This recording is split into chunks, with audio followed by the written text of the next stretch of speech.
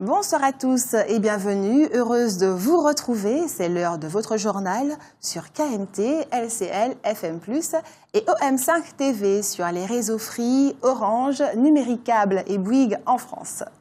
Voici quelques-uns des sujets que nous allons aborder ce soir. Emmanuel Macron est en Martinique. Sandrine Filin n'est plus. La cuisine Claire-Marie a été inaugurée. La loi sur l'égalité réelle sera votée. La ministre de l'Éducation nationale offre à la Martinique un cadeau de mauvais goût. Une loi très originale sur le littoral est en train d'être votée. Et pour commencer ce journal, d'abord une bonne nouvelle. Dans le cadre des fêtes de fin d'année, le stationnement est gratuit à Fort-de-France depuis le 15 décembre et jusqu'au 31 décembre. Mais deux nouvelles bien moins réjouissantes. Dimanche, au Morne-Rouge, un enfant de 8 ans a été mordu par un serpent trigonocéphale alors qu'il était sur la terrasse de ses parents. Il a été transféré et pris en charge à l'hôpital Pierre-Zobda-Kittmann.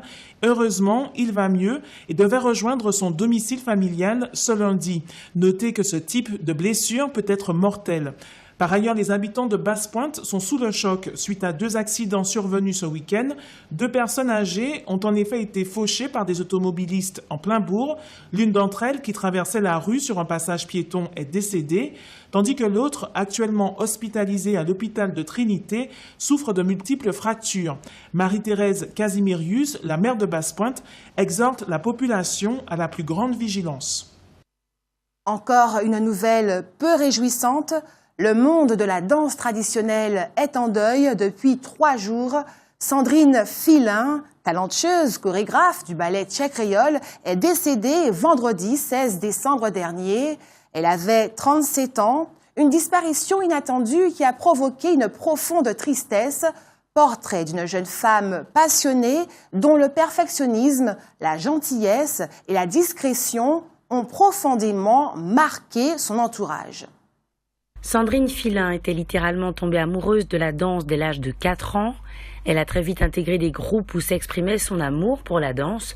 Fleur de Cannelle, le groupe Madinina et enfin le ballet Tchèque Créole créé en 1990. C'est à ce moment-là que l'on découvre véritablement ses talents de chorégraphe. Dès 14 ans, la toute jeune fille à l'époque se voit confier la direction artistique du ballet.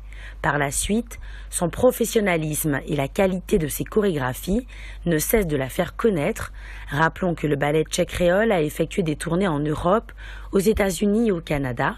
Parce que la tradition doit être transmise de génération en génération, parce qu'il est important de perpétuer auprès des enfants l'amour de notre danse traditionnelle, le ballet Tchèque Créole, c'est aussi une structure qui offre une formation de danse aux petits et aux plus grands.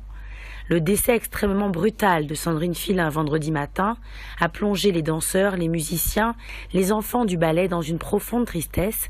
L'équipe a tout de même tenu à assurer le spectacle, prévu samedi 17 décembre à l'Atrium.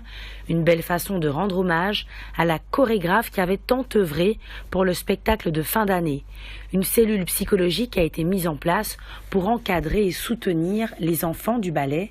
La famille et les amis de la jeune femme sont bien évidemment effondrés, touchés au cœur par sa disparition très inattendue. Le monde de la danse traditionnelle est donc en deuil depuis 3 jours maintenant. La veillée de la jeune chorégraphe martiniquaise a lieu ce soir, lundi 19 décembre, à la salle paroissiale de Sainte-Luce. Les obsèques sont prévues demain, mardi 20 décembre, à Sainte-Luce également. En revanche, l'enterrement aura lieu au cimetière du Marin. Toute l'équipe de KMT présente ses plus sincères condoléances à la famille et aux proches de Sandrine Filin. Une bonne nouvelle par contre, Edgar Bazabas a été retrouvé dimanche dernier dans une ravine au quartier Félicité Étoile à Sainte-Marie. Il avait disparu 2 jours auparavant. Âgé de 90 ans, l'homme est heureusement sain et sauf. Et puis vous le savez sans doute, la Martinique est placée en vigilance jaune pour mer dangereuse jusqu'au 22 décembre. La façade atlantique et la côte Caraïbe sont toutes deux concernées. La population est appelée à la plus grande vigilance. Cette situation est particulièrement difficile pour les professionnels de la mer dont les revenus sont impactés. Le jeudi 15 décembre dernier, c'est à l'habitation Clément que Claire-Marie Dubois, originaire du François, chef et auteur du livre Café Cannelle, la haute cuisine des îles, a choisi de présenter son ouvrage à un public venu nombreux. Un très beau livre proposant pas moins de 80 recettes originales, mais surtout accessibles pour permettre au plus grand nombre de réaliser facilement des plats à base de produits locaux, essentiellement sans gluten et sans lactose pour la plupart. Claire-Marie Dubois vous promet ainsi des explications très simples pour que l'exécution de ces recettes soit facile. Il s'agit pour elle de faire découvrir les richesses des produits de chez nous et de vous révéler à vous-même votre savoir-faire en matière de cuisine locale. Il est également question de réserver à vos papilles des explosions de saveurs susceptibles de satisfaire toutes vos gourmandises et de mettre en valeur les spécialités traditionnelles typiques de chez nous, tout comme les préparations nouvelles répondant aux exigences d'une certaine hygiène alimentaire. L'habitation Clément n'a pas été choisie par hasard pour la présentation de Café Cannelle, la haute cuisine des îles. Claire-Marie Dubois nous a en effet confié que ces préparations sont réalisées à base de rhum. Du rhum pour faire mariner, du rhum pour flamber ou du rhum pour pimenter les goûts, tout simplement. Sachez que la talentueuse chef martiniquaise propose également des ateliers payants chez elle au Robert. Véritables invitations au voyage et au dépaysement. Il prévoit 5 minutes de navigation où vous seront racontés les îlets du Robert, la faune, la flore, la mangrove, avant que vous n'arriviez à la cuisine de Claire-Marie Dubois. Vous n'avez alors nul besoin d'aliments, d'ingrédients ou d'ustensiles de cuisine. Tout ce dont vous avez besoin vous est fourni directement sur place pour réaliser les recettes retenues, qu'il s'agisse de la fabrication de boudins sans gluten par exemple, ou de la préparation de loup des Caraïbes. Pour en savoir plus, vous pouvez visiter le site de Madame Dubois, www.lacuisinedeclairemarie.com. En attendant que vous vous laissiez tenter par l'ouvrage et les recettes de Claire-Marie, voici quelques images de la présentation de son livre de cuisine à l'habitation Clément.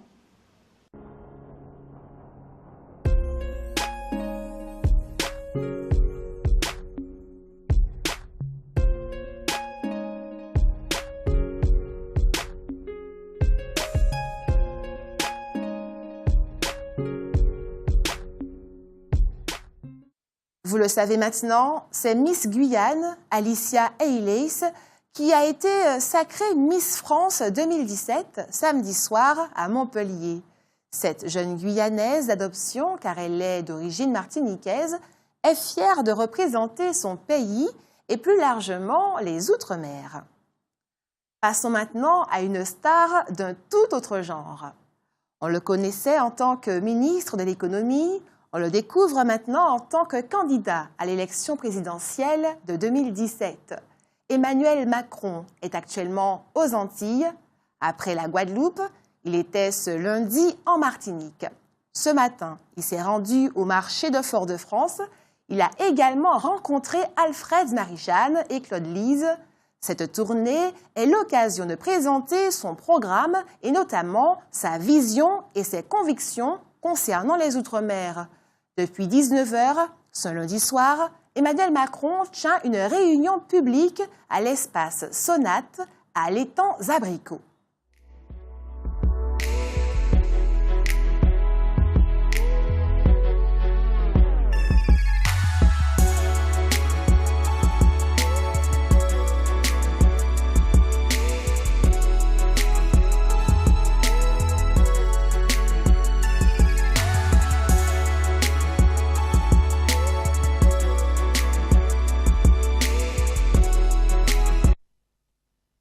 contrairement à ce que l'on aurait pu redouter, il semble que la loi sur l'égalité réelle sera adoptée par le Parlement actuel avant les élections législatives et présidentielles de l'année prochaine.